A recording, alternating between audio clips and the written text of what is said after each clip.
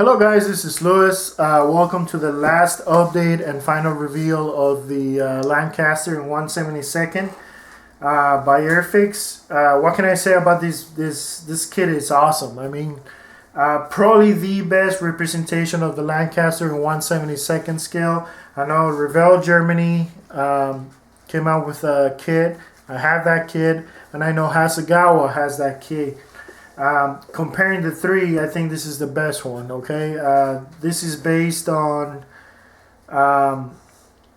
articles that I've read, building reviews that I've read. Everyone has come to the conclusion these are probably the best representation. So I highly recommend this kit. No fit issues at all.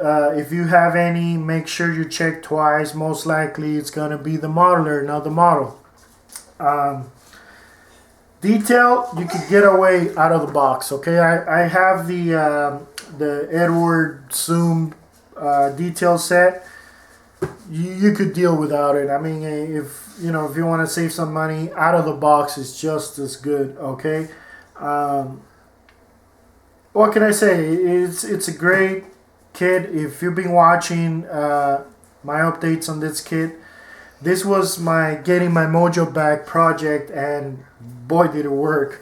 Okay, for reference, I mainly use the net, but I base my construction on an article here. I talk about this on my last video, and so a special thank you to Carl Robinson, who gave us a lot of tips. I would recommend you leave the guns for the end. Okay, maybe the front ones, cut them up and glue them at the very end. I don't know how many times I broke those damn guns, but I was lucky enough to make it look okay after I broke them, I don't know, 10 times. Okay, so thank you, Carl, if you happen to watch. I doubt it. He was very accurate with the weathering. I mentioned something about in between this and the one that Gary Bottoms did. I think I went a little heavy on the streaking, but I wanted to show you guys the model. In this case, we're representing Easy. Every out of the 19 bombers, all of them had different markings, and everyone had a different nickname. This one was the one flown by Lieutenant Robert Norman George Barlow from the Royal Australian Air Force, and unfortunately the crew and the aircraft were lost in action. I believe this particular one was flying low, and he hit power lines, and he crashed, and he killed the entire crew. So let me show you guys. Here's the model. Okay, and it comes with a little trolley to display the bomb. And what can I say? You get your money's worth. I have still, like, I think 2 sprues full of parts there, because they give you parts to do another variant. Techniques, I used an enamel wash for the streaking. Like I said, I went a little heavy-handed. I wished I would have gone a little less. I used combination of pastels and airbrush, and paints. I use Tamiya paints, I use Humbrol paints, I use Model Masters paints, I used Vallejo's paints. For the clear parts, let me zoom in. Okay, for the clear parts, except for the canopies, of course, I used micro crystal clear. I think I need more practice on that. The escape hatches, if you guys could see them, they're made with crystal clear.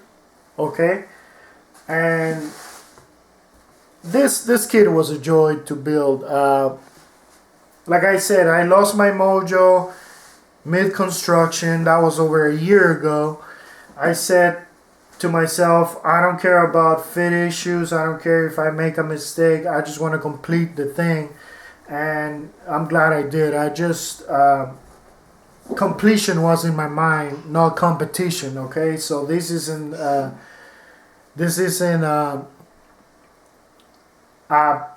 contest quality model. Okay, this is just a going on your shelf kind of model. It doesn't mean that I didn't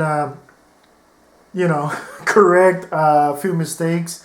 The bottom side, you guys could see I did some streaking with the pastels. It's black. Okay, it's black, and yeah, it's a great kit, guys. I mean, it doesn't take that much skill to build. Believe me, if I can build it, anybody can. I used the Edward Zoom set. You could see it, but you could get away without it. I mean, out of the box, this thing is just as good. What else? I didn't do post shading at all. I just did the wash. A little bit of lining up the panels with the airbrush, but it wasn't as much as I did, let's say, with this boy right here. My A10. I line up the panels on that with my airbrush to give that wear. With this one, it was just pretty much the wash and a little bit on the airbrush. It wasn't as much as my other builds. But here it is, guys. Let me know what you think. I apologize about pictures. I had my pictures taken by another member of my club, and he had a very nice camera, and I was happy he put them on a disc and gave it to me. And I get home, I pop it in my computer. They're not recognized by my computer. They're corrupted, they said. So unfortunately, I'm not gonna have any pictures. I'll try to take pictures with my iPhone, but like I said, completion was my mentality on this kit. So I hope you guys like it. I'm sorry about the length of this build, but it just happens. It's life. You lose your mojo, you get it back, and complete. I know many of you have the shelf of doom, kits that we haven't finished just for X or Y reasons, and I encourage you to finish it, because the satisfaction you get out of the kit, even if it doesn't come out like you want it, it's priceless. You get that satisfaction of completion, and it's a nice kit. My daughter likes it. She has her seal of approval. My friends at the club like it. Like I said, some of them thought it was the Hasegawa kit, and great kit, I highly recommend it. So if you guys want to build a Lancaster, go and get this kit. You won't be disappointed. So as always, thank you very much for watching, guys. My name is Louis, and I'll see you guys on my next build. Bye bye.